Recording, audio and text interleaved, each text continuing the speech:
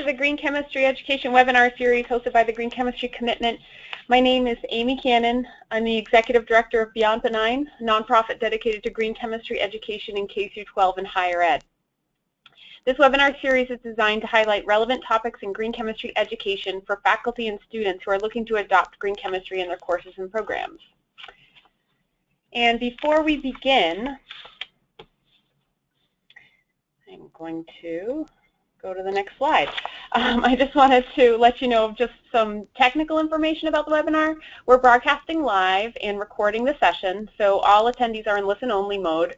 If you do have a question, just type it right in there on the question box on your control panel, and we'll answer them at the end of the webinar, and we'll try to respond to as many questions as we have time for. The recording will be posted on the link that you see in the welcome box and on this slide here on the Green Chemistry Commitment site. And we also have a YouTube channel too that you can subscribe to view all the past webinars as well. We'll also post any supporting documents such as PowerPoint slides as well. The webinar is being brought to you as part of the Green Chemistry Commitment Program, which is a consortium program aimed at transforming chemistry education, expanding the community of green chemistry practitioners, growing departmental resources for those looking to adopt green chemistry, improving connections to industry, and affecting systemic change in chemistry education. The program is a voluntary, flexible program for adopting green chemistry student learning objectives and for promoting the work that you're currently doing at your own institution. You can find more information right on our website, greenchemistrycommitment.org, or you can email me directly. And as part of the webinar series, we also give away a book, a green chemistry resource, at the conclusion of each webinar. So we'll be randomly selecting one of the listeners today, and we'll email you directly to get your mailing address right after. Okay, so with that, I would like to introduce our speaker, Dr. Anne Berenger. Anne received a BS in chemistry from MIT and a PhD in chemistry from UC Berkeley under the direction of Professor Robert Bergman. She was a postdoctoral fellow at Yale University with Professor Alana Shapartz. I should have asked you for that before, Anne. Professor Berenger joined the Wesleyan University chemistry faculty in 1996 and the University of Illinois chemistry faculty in 2006. At the University of Illinois, she was associate head of the department, director of graduate studies, and was a chancellor's fellow in the iSTEM Education Initiative. She joined the University of California, Berkeley in 2011. She's the director of undergraduate chemistry and a faculty assistant for teaching and learning in the vice chancellor for education's office. She is a recipient of the Rudolph Anderson Postdoctoral Fellowship, the Donahue Foundation Postdoctoral Fellowship, and the Alfred P. Sloan Research Fellowship, and most recently, in 2015, the ACS CEI Award for Incorporating Sustainability into Chemistry Education. Professor Berenger's research is in the areas of chemical biology and chemical education. And today, Anne's going to be talking to us today about integrating green chemistry in the general chemistry course at UC Berkeley. So with that, I'm going to hand over the controls to Anne.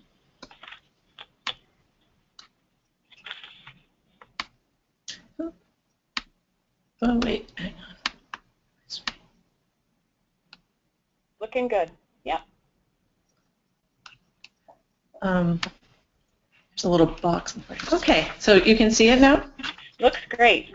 All right, well, thank you everyone for coming today and listening to this webinar. I'm going to be talking to you today about our efforts to integrate green chemistry throughout our general chemistry laboratory curriculum. And I want to start by acknowledging my talented colleagues, Michelle Dusky and Marianne Roback, who did much of the work I'll be talking to you about today. And we've been fortunate to work with two talented graduate students for several years, Jerry and Laura. There we go.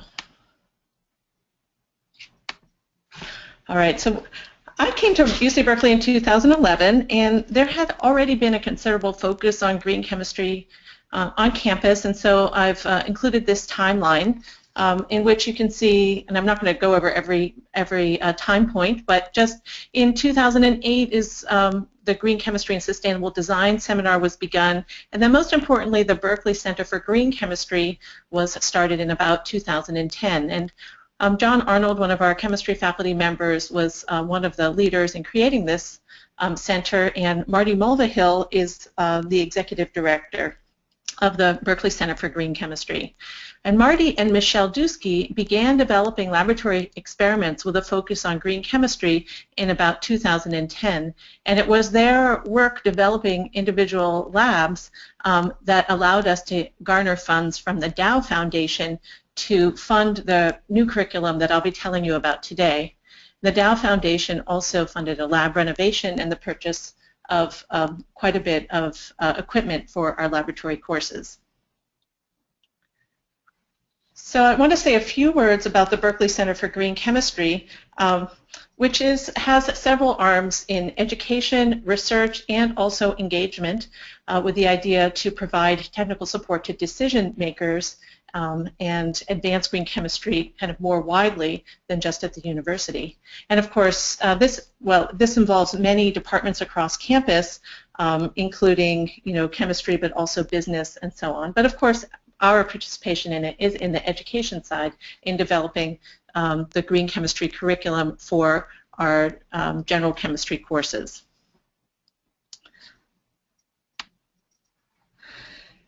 So I thought I'd tell you a little bit about the UC Berkeley undergraduate population. We have about 36,000 students altogether, 25,000 of which are undergraduates and about 10,000 graduate students.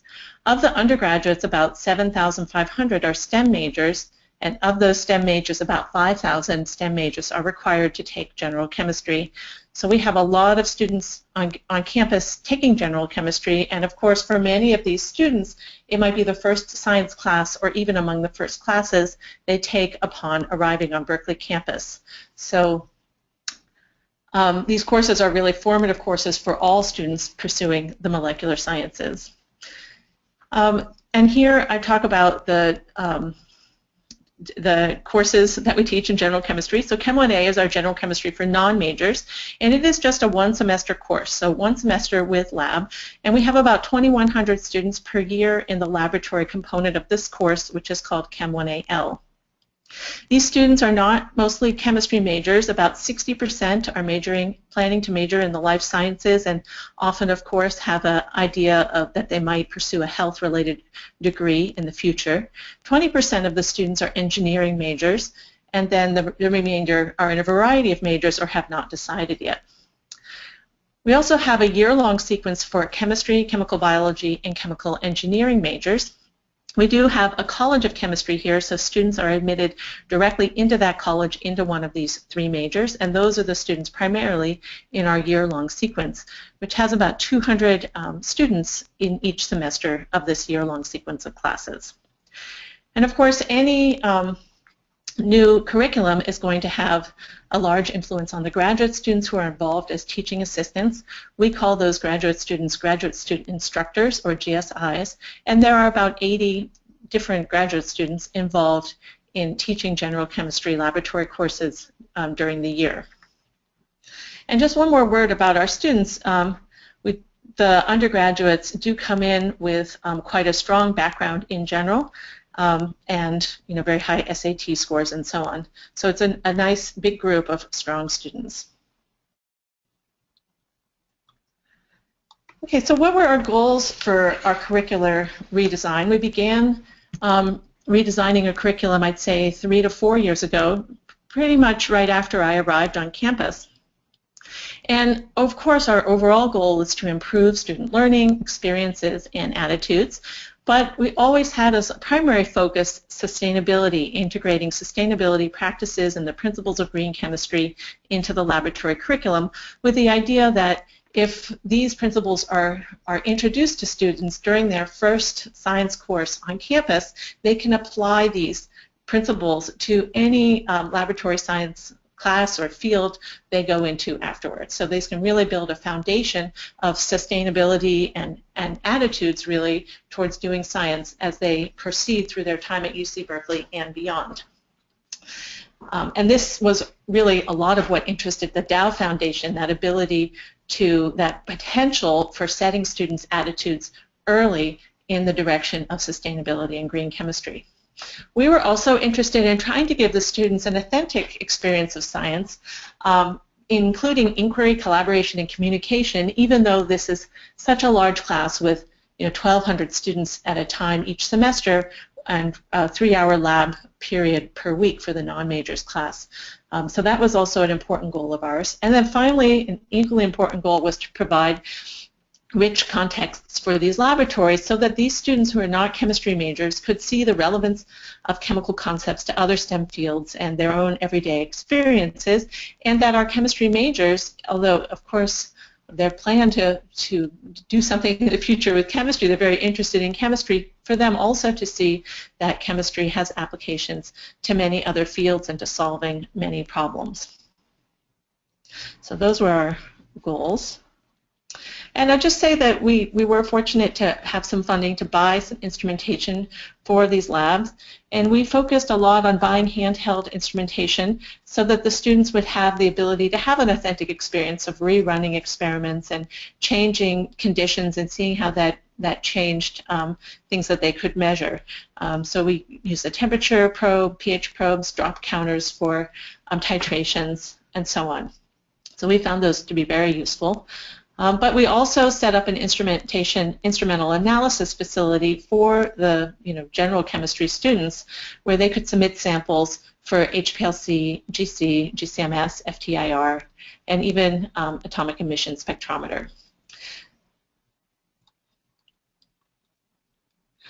Okay, so I want to say a few words before I talk about the curriculum itself, just about how we went about developing, creating a new curriculum. We had funding from the Dow Foundation, as I've said, and with that funding, we gave an instructor each semester about half teaching relief, and those people were Marianne Roback and Michelle Dusky. And then we also hired 1 to 2 graduate students as graduate student researchers, and lately those people have been Laura and Jerry, who I mentioned at the beginning. And then most importantly, about 10 to 20 undergraduate students will take lab development for credit or sometimes for volunteer in lab development over the summer. Now the graduate students, of course, supervise the undergraduates, help develop new experiments, help write the lab materials that are given to instructors and students. Very importantly, support the courses when they're introduced into and support courses in which new laboratories are introduced, because often that first introduction of a new laboratory experiment, especially with a class of 1,200, can be very, very rough. And so it's important to have somebody whose job really is just to run around and make sure that everything gets smoothed out, everyone knows what they're supposed to do, the people in the storeroom and the instructional support facilities know what materials to make up, and so on. So that was very, very helpful. And then they also develop and deliver assessment. So we've been trying to assess this new curriculum. The undergraduate students who sign up for credit or volunteer, as I already mentioned, work in teams of 3 or 4 on a set schedule, and they also suggest and investigate new experiments, and sometimes they take the lead in developing new experiments. I'm thinking of some that had a little bit more biological focus, where students who were biology, had taken a lot of biology courses or were even more biology majors, could bring that expertise to us and incorporate that into our curriculum. But they also have a really important role in just developing and troubleshooting lab methods. And often what will happen is they'll develop a lab and try it out and make sure it's working the way we want to, and then the groups will swap. And so another group of students who hasn't been working on that lab will try it out following the lab materials that were made by the first group, and we'll see whether that new group of students is able to complete the lab in the way that we wanted it to be completed. So I think really the undergraduates are responsible for the smooth integration of this curriculum into these large courses, because we haven't had very many problems. They really have integrated into the curriculum very well and almost immediately. And I have mentioned that the Dow Foundation funded this efforts, and now our laboratories are called the Dow Laboratories for Sustainable Chemical Sciences Instruction.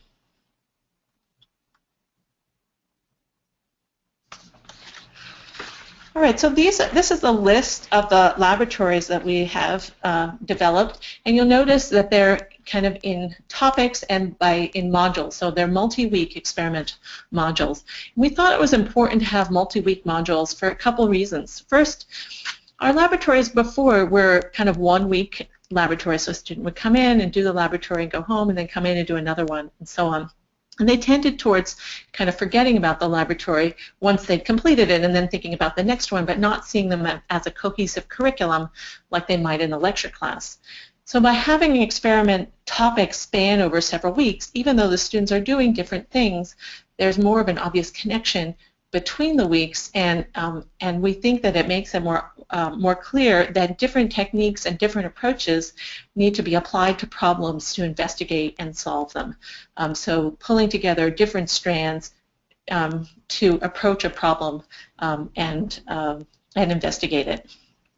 Another reason for the modules, or thinking of them as modules, is so that when new instructors come into the curriculum, they can decide on a different order of the modules. The modules are not dependent on any particular order. They can be put in any order and they work just fine. And even within a module, like the polymers has 5 weeks of instruction, but you could take a couple weeks out and decide not to do those. So there's a lot of flexibility in this curriculum so that faculty can use it in a way that makes sense for the class they're teaching. And some of these may not be used because there's quite a number of weeks of instruction here. So, and these are for both the majors and non-majors class. The majors class has another hour in the laboratory section each week, so they can do a bit more, and in that laboratory section. And there's also a full year, although half of the second semester for the majors laboratory is spent with them designing and carrying out their own experiment. So we really have a semester and a half of laboratories in this module form for our majors class.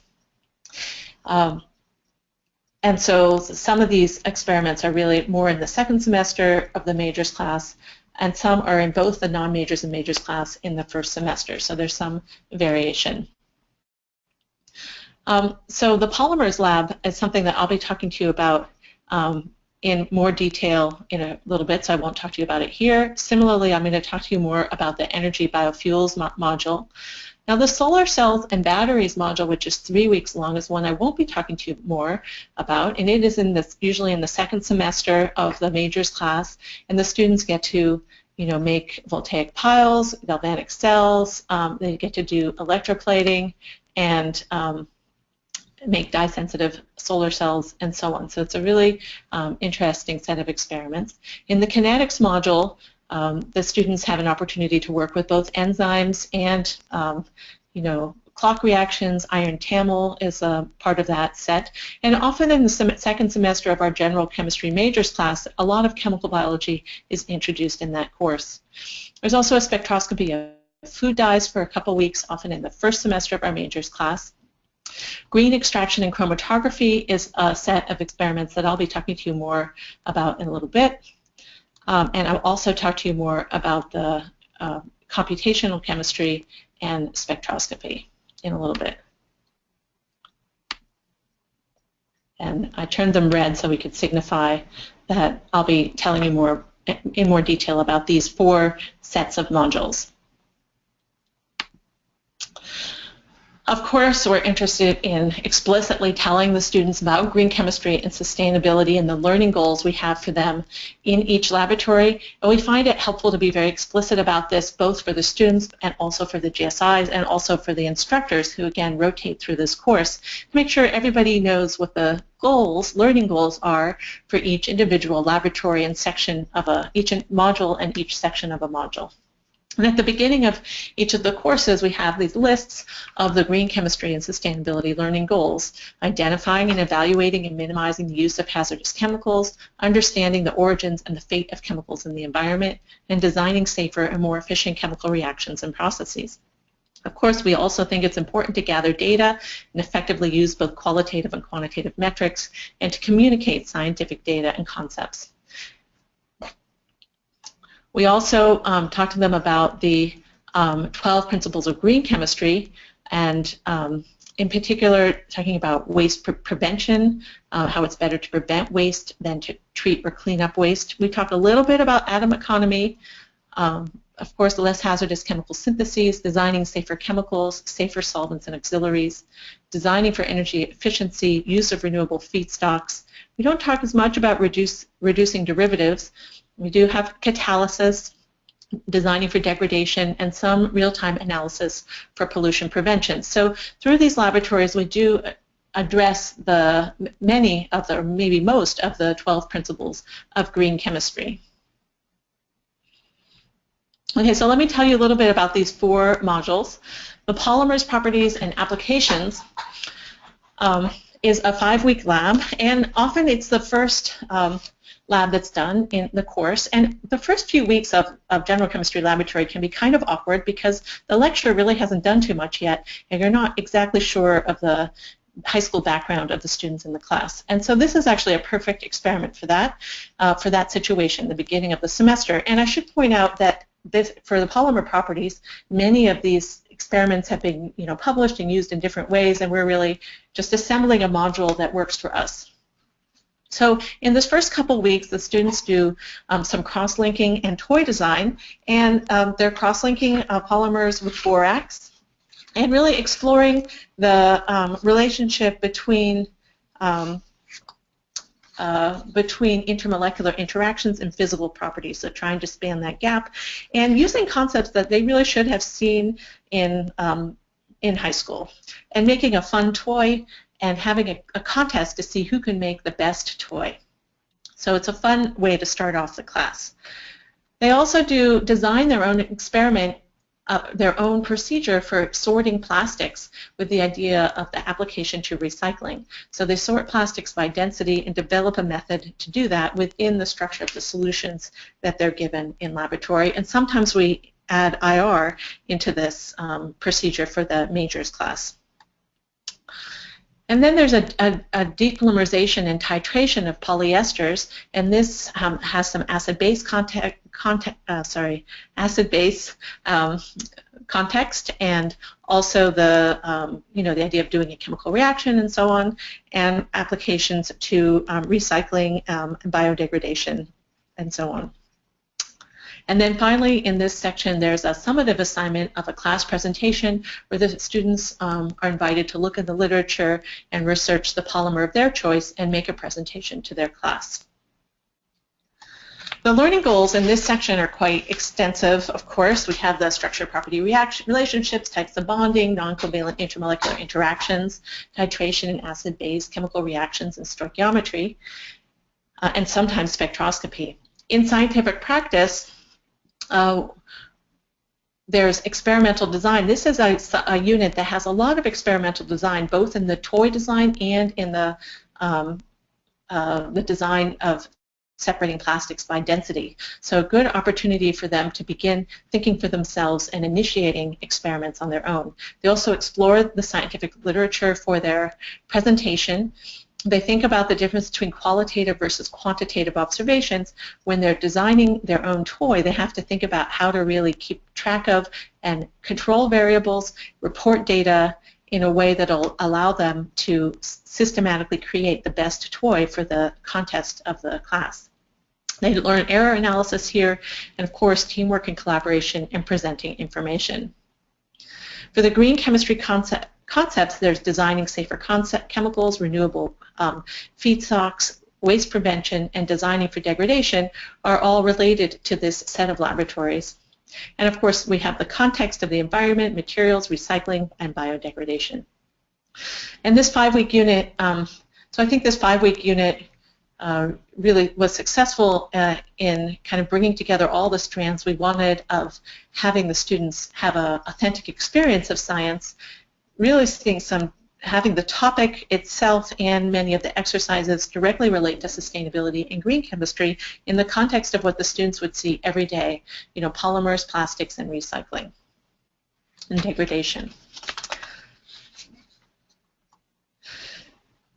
The next module I want to talk to you about is the energy module with a focus on biofuels. This is a module that was one of the ones that was started or developed before I came to Berkeley, so before we got the funding from the Dow Foundation, and by Marty and Michelle.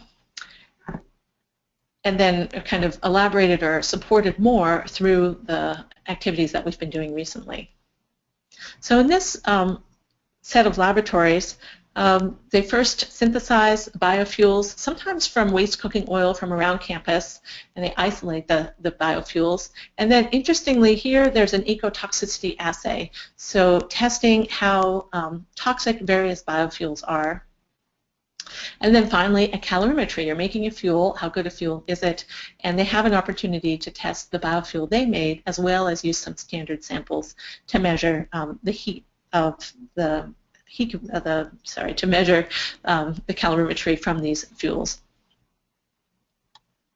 And then they do, it's very interesting, a position paper in which they argue for which fuel is best to use. So they do a fuel comparison and recommendation, and this is, an important exercise in developing skills of scientific argumentation based on data that they could use, any time in the future in any field.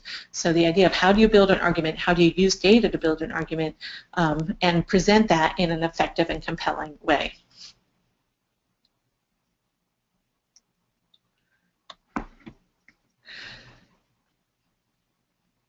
So the learning goals, of course, here we have a lot of things around heat transfer, enthalpy of combustion, energy density, and also toxicology. So beginning to have kind of the relationship between things you make and their effect on the environment, and especially on the health of the living things in the environment. For scientific practice, there's a lot of in here data reporting and calibration. And then this scientific argumentation, how do you make a good argument? In green chemistry, the concepts include designing safer chemicals, energy efficiency, catalysis, atom economy, renewable feedstocks, and waste prevention. And the context, of course, is energy, the environment, and chemical biology, the effect of chemistry on on living things.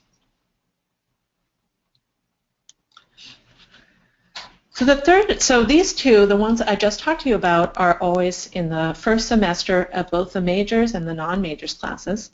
Now I'll turn to natural products and chromatography, and these are two parts of a module that are usually in our second semester class and for our majors, and this has a large emphasis on analytical chemistry, so that's an important component of the learning goals on the chemistry side for these laboratories. So the first one is extracting limonene from orange peels using a liquid CO2 extraction, so a green extraction, and then GC for quantification, based on a paper in Green Chem, and then Michelle Dusky and Marty collaborated to bring this to our course, and they published in JChem Ed recently. Similarly, isolating thymol from thyme leaves, this was a set of experiments that Michelle became inspired to create based on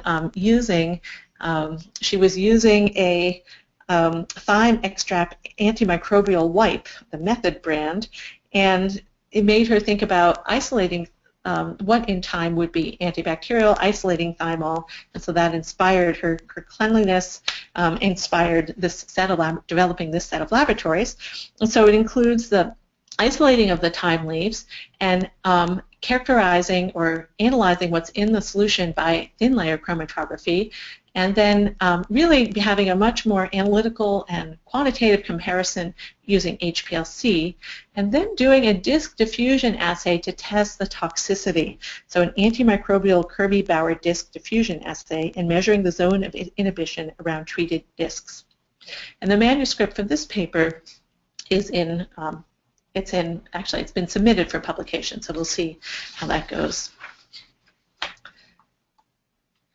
So the learning goals here, there's a big emphasis on chromatography, TLC, HPLC, GC, and many of these, of course, are then followed up on in our organic lab. So this provides a really great foundation for the students moving to organic in the next semester, because this is a second semester general chemistry lab. Of course, they talk about mobile and stationary phases, normal and reverse phase, liquid-liquid and solid-liquid extractions, and intermolecular interactions. For scientific practice, this has a lot of use of calibration curves, talking about internal and external standards, using the method of standard addition, making accurate volumetric measurements, having positive and negative controls, and graphing and reporting data using spreadsheet programs. And again, much of this is applicable in many different areas, so kind of a very general grounding in how to measure data accurately and report it. In green chemistry, of course, renewable feedstocks, safer solvents for the CO2 extraction, designing safer chemicals, designing for degradation, minimizing waste, and some toxicology. And the content, of course, context is toxicology, the environment, and some chemical biology, so the effects of our chemistry on living things.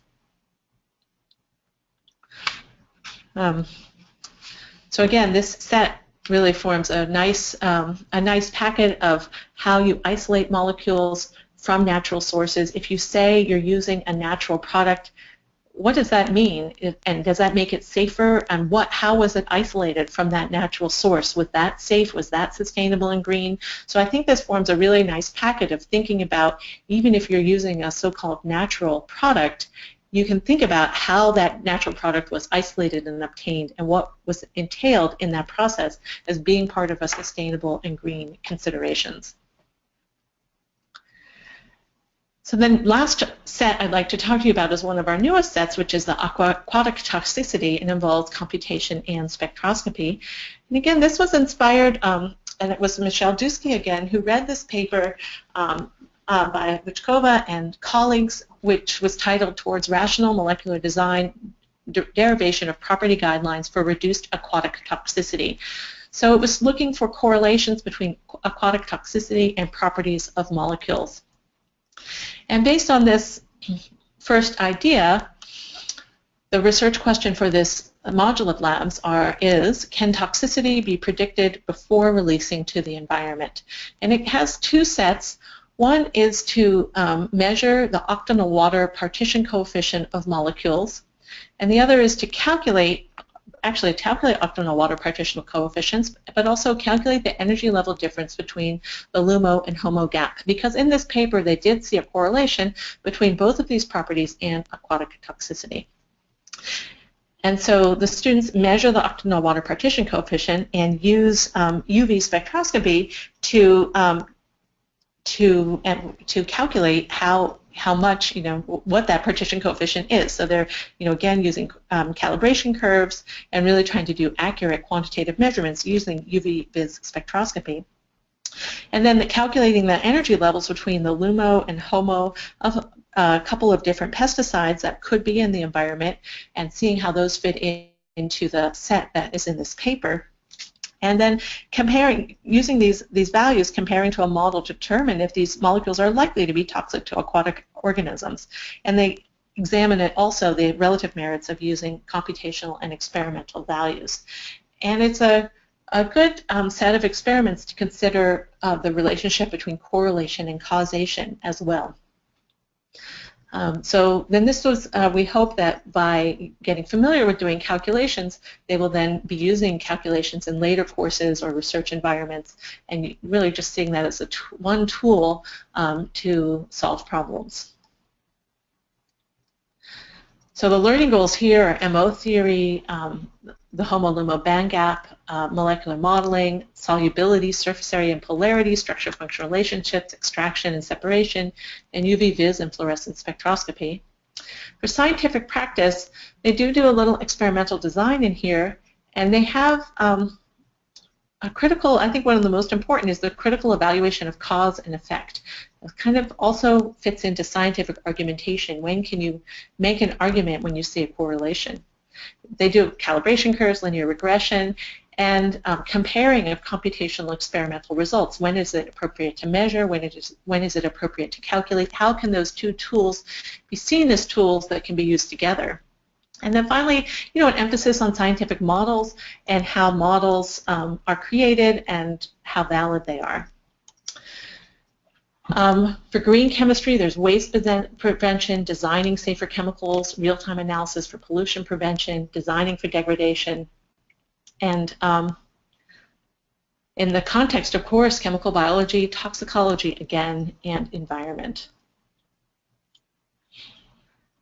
And I just wanted to have a few specific examples of what we do to make the students aware of the sustainable chemistry goals in these labs. And so at the beginning of every lab, we have a little summary of every week. We have a little summary that points out the green chemistry concepts that are addressed in that lab. So for example, for polymers, waste prevention, designing safer chemicals, and designing for degradation, this is exactly the text from the lab manual. Biofuels, discussion of reclaiming used cooking oil introduces a waste prevention strategy as well as using renewable feedstocks. The base catalyzed transesterification reaction is both solventless and atom economical. And again, for aquatic toxicity, similarly with bolded goals towards sustainability and following the 12 principles of green chemistry text or language. And then we also have them answer questions both before the lab, during the lab, and after the lab, and have a few examples here that are related to sustainable chemistry. So for example, for the biofuels module, the pre-lab question asks them to think about toxicity of a couple of different compounds, not ones they'll be using, looking up their MSDS, reading the Wikipedia, finding the chemical in some databases, and then answering questions about hazards and comparing the chemicals to each other as a way to prep them for thinking about where they would find information now and in the future regarding toxicology or toxicity of chemicals. For the limonene module, one of the questions that's asked of the students are, given that this experiment is releasing CO2 directly into the atmosphere, is it really greener than using a solvent such as methylene chloride to extract the limonene? Think about factors you don't see in the laboratory, such as where the methylene chloride and CO2 come from, how they're disposed of, what their toxicity might be, and what the risks are if you work with a large amount in an industrial setting. If you were to scale the liquid CO2 extraction to a large-scale extraction, what factors would you consider in order to make the process green? And then sometimes just a short question such as, review the 12 principles of green chemistry. What principles apply when considering the use of thyme oil as an antibacterial agent? And then for authentic practice, I've already talked about creating an argument based on data in the biodiesel section. And in aquatic toxicity too, there's some questions the students ask that have them think about arguments. So for example, in the molecules studied by Vichkova and Anastas, those with a log KOW less than 2 and delta E greater than 9 tended to be safe for aquatic species. Based on your results, what can you say about the aquatic toxicity of your compound? What further tests might you need to draw more conclusive results? And for thymol, just suppose you want to design a new environmentally friendly cleaning solution using only thymol and only carbachol, and would like to market it as being able to kill bacteria and inhibit growth, choose one and determine the most dilute solution you can create to make this claim valid. What is the name we give this value? For authentic practice in developing experimental procedures, I already mentioned in the polymers how they do a toy development and also develop a method to separate plastics by density. In thymol, they develop a new area of exploration and that they think might prove fruitful in its ability to act as an antibacterial agent and actually carry out that experiment during the lab period. And for communicating results, I mentioned the they're not poster presentations, the presentations that the students do on polymers. And of course, there are a number of formal lab reports that students do in addition to the argumentation report that I mentioned earlier. So are the students learning? And I just have this slide to tell you a little bit about their previous experience, the non-majors and majors. So really our majors class is filled with students who have taken AP Chemistry and done pretty well. And if a student doesn't have that AP Chemistry experience, they're encouraged to take the non-majors class instead and enter the major from a different route. So the majors, of course, have many people taking AP Chemistry, but even our non-majors class has a lot of students with quite strong chemistry background. And for their previous inquiry about 40% of both groups of students sometimes actually designed a procedure experiment in their classes. So, and none of them, pretty much almost none, did not do labs in high school. So this is a set of students, not surprisingly, with a nice, strong background in chemistry and experimentation. So we wanted to gain some evidence of learning green chemistry concepts with a pre- and post-test. So we asked them, this is on a survey, to have a self-assessment. I know what the term green chemistry means and gave this at the beginning and end of the semester. And blue is the pre-survey and red is the post-survey. And you can see in general there was an increase in confidence that they know what the term green chemistry means.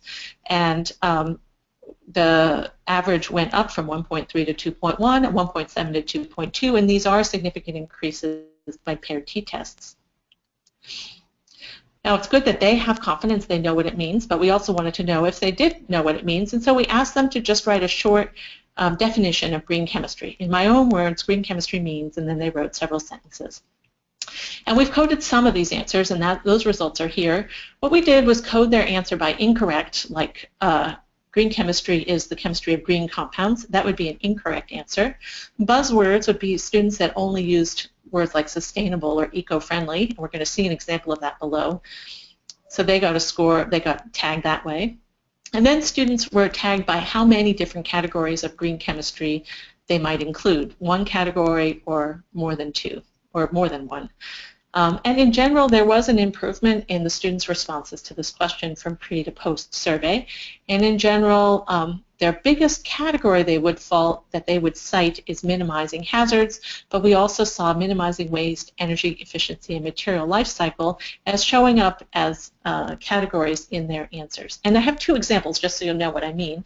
For example, student 1 in the pre-survey said chemistry that explores the properties of eco-friendly materials and seeks to apply them in daily life in a sustainable manner. So that would be buzzwords, eco-friendly, sustainable. But student 1 post-survey said green chemistry tries to reduce the toxic waste produced by chemical reactions and seeks to make chemistry more efficient with materials that are not harmful to the environment and easy to replenish. So these would be minimizing hazards and material life cycle. Question 2 of student 2 similarly was buzzword at the beginning, chemistry that promotes environmental sustainability, and then afterwards has a much more thoughtful but still short answer, performing chemistry with less waste and with more renewable resources that require less energy. It's really hitting a lot of categories with a very tightly worded answer. And we have some other short answer questions that we haven't coded yet that get at a little bit more about how they would approach a chemical reaction from a green perspective. And we don't have that data yet. And just, they're supposed to have learned chemistry concepts too, so we wanted to look at that kind of comparing to their learning of green chemistry. So again, a self-assessment, presently how much do you understand each of the following concepts, did show an improvement in each of these basic general chemistry concepts, especially in Beer's law, so something maybe they hadn't heard that word before, and now at the end of these labs they're very familiar with it, that's for sure. So big improvement there. And we paired these with just a few. I mean, this is a kind of just a survey, so it's not a quiz, but we did include 3 or 4 content questions, basically quiz questions, and the same question on the pre and post survey. And these are not part of their grade. They do get 1 point for completing the survey, but it shouldn't really matter to them too much whether they get the answers right or wrong, and we did see an improvement between the pre and post survey in the content question. So in other words, their self-assessment and their actual ability to solve problems both indicated improvement in their knowledge of these chemical concepts, which is good, right? That should definitely be the case. Then we asked about their opinion of learning scientific practices because we're giving them a more authentic experience, so we hope they've learned how to form a hypothesis, develop experiments to test a hypothesis, and collect and analyze data. And they do think they've improved. They didn't think they were so weak to begin with, which is consistent with the number of experiments they designed in their high school classes. But they do think they improved, and we have developed some short answer questions to test their ability to design experiments.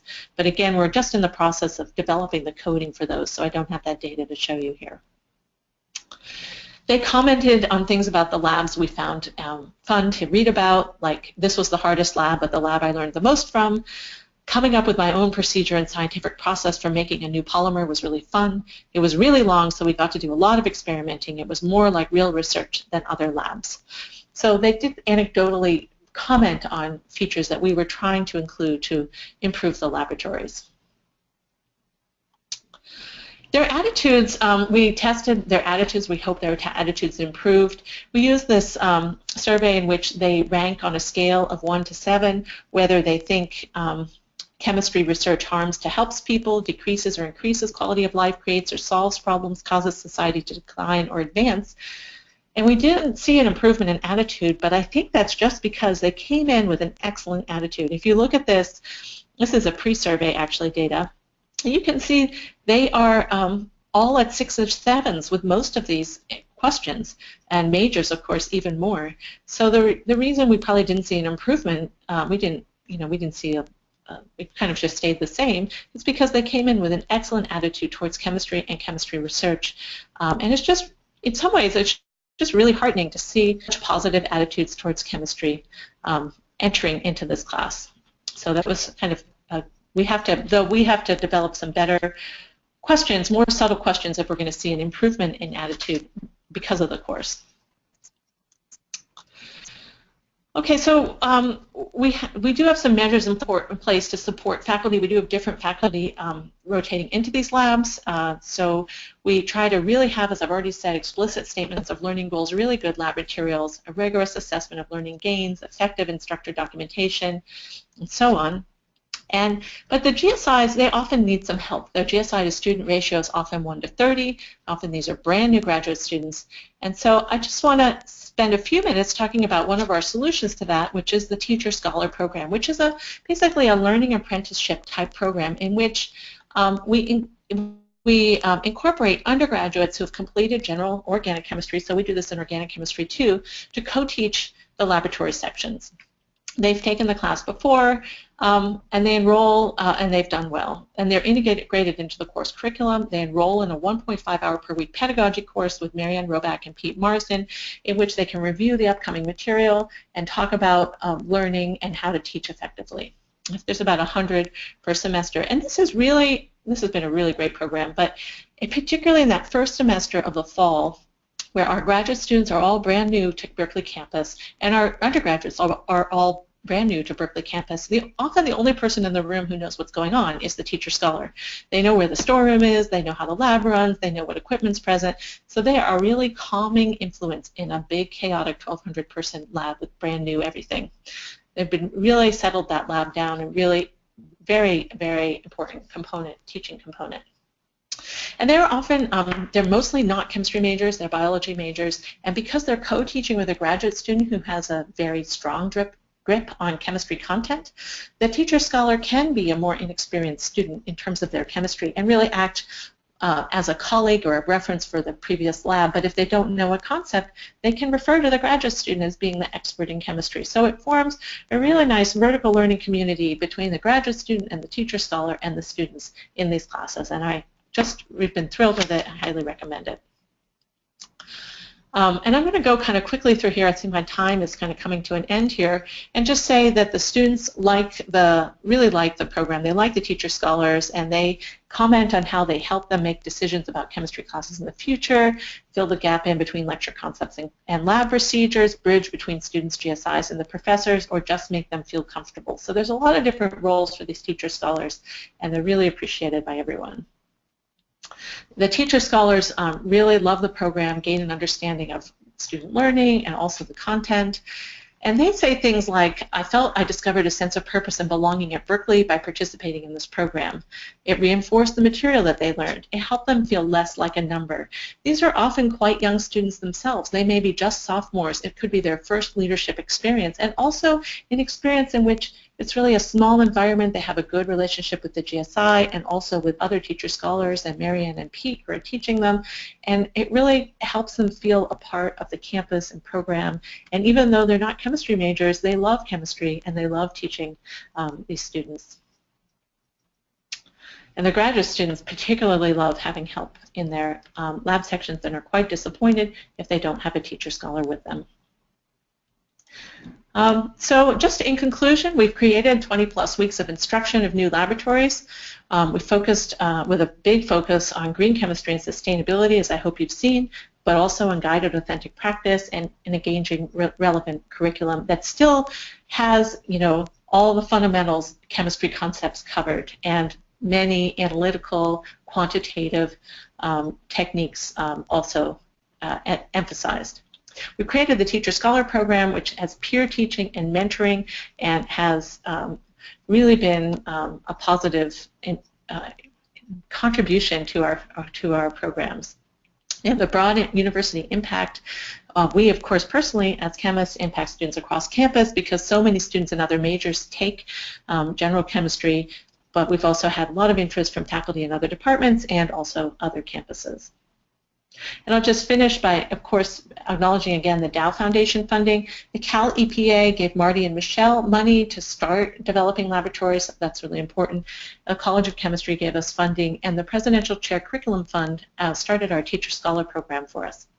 Faculty, John Arnold, I mentioned, is being important in green chemistry. Angie Stacy is just really a creative creator and of general chemistry curriculum overall, and has created a number of laboratories and also lecture materials, been a really great contributor to this effort. Pete Marsden is one of the co-leaders of the Teacher Scholar program. We have mentioned Marianne and Michelle and Marty. Our graduate students, including some that have moved on and are no longer part of working with us directly. And Sarah Tischhauser has been the graduate student who really supported the development of the Teacher Scholar program, so she has been great. And this is just a picture of us with our undergraduates from lab development over the summer. And then just one last final Teacher Scholar quote that I particularly like. I feel like a lot of people have trouble finding their passion, strengths, and purpose in Berkeley. This program gives us something to be passionate about, shows us our strengths and the topics we teach, and instills in us the very simple purpose of extending our knowledge and our help for the greater good of Berkeley students taking chemistry. This, in my opinion, is a rare feat. Thank you for listening, and I'm happy to answer any questions. Wonderful. Thanks so much, Anne. That was a great presentation and a really good model for us to think about. I do have some questions coming in, a couple on what scale, and this might be, if anyone missed the beginning of the presentation, just a clarification question. On what scale, so number of students, was the lab curriculum piloted, and on what scale is it currently run? So currently it's run on either in our 1,200 student general chemistry lab course or in our majors class, which has 200 depending on the class. And actually we didn't pilot it with those students. We just incorporated it into the curriculum immediately in all sections. So that was the importance of having those students in the lab development group. So they were kind of our pilot groups, and being really careful that new groups of those lab development students had tried out the lab to make sure that it was working as expected, and being very careful about that before introducing to the big labs. Occasionally we did pilot work over the summer with the smaller laboratory class, but not always. Right. And that class would have about 200 students. Wow, yeah. And another question, has the aquatic toxicity lab module been published, and if not, can you share it? Yeah. It has not been published, although I think there are plans to do so, and I can talk to Michelle about sharing it. So I just need some contact info from whoever is the one who wants it. Okay, sounds good. Or they can just email me. Okay, sounds good.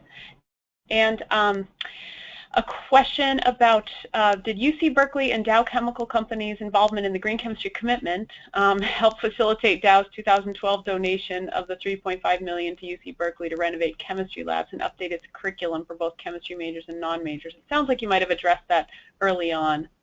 What was the first part of that question again? Did UC Berkeley's and Dow's involvement in the Green Chemistry Commitment, so our program here, help facilitate your donation? From our perspective, the Green Chemistry Commitment perspective is I don't think so. So I think it sounds like it's the work that you guys did early on. I think so. The Cal EPA work really helped and was a really good model for developing labs that we used to make a strong argument with the Dow Foundation. Yeah. But the Green Chemistry Commitment is great. But yeah. Thank you. Another question. I've seen a couple of models that offer some of the benefits of the Teacher Scholar program. How do you fund this program at UC Berkeley, and what incentives do you offer to recruit good undergrad teacher scholars? So we have very little funding, maybe almost zero. Might be. It's really very almost no funding. They take the class for credit. They get, am I remembering, 2 credits, I believe, for taking this as a course, and there are no incentives other than it being an interesting program.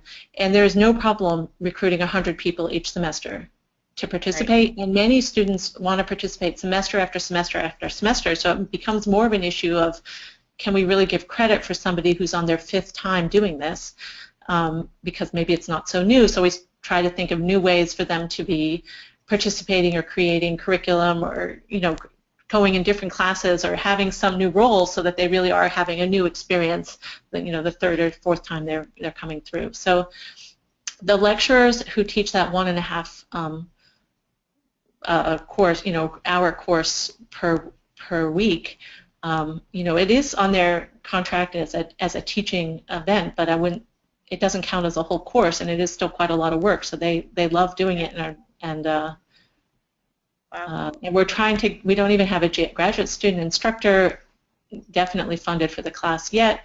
We have had Sarah working on it with some funding from the campus. So that was our funding. We got some funding from the campus to help set up the program, which was key because there was a lot of work in just figuring out how to set it up well, and Sarah was there to really help facilitate that and come up with a lot of solutions and do a lot of assessment. She's done a lot of assessment, which is always builds an argument for maintaining the program.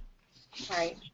Great. It seems like we have a few questions about the Teacher Scholar Program, a lot of interest in that. And I think you answered part of this, but how long has the Teacher Scholar Program been in place, and how much funding was necessary to get it started? But I think you kind of answered, you just answered that. We've had it for 3 years now, maybe 2 or 3 years, I can't remember, and we had funding for about a year of a graduate student. Yeah, great. Maybe a year and a summer. Yeah. And then oops, sorry, just lost my question.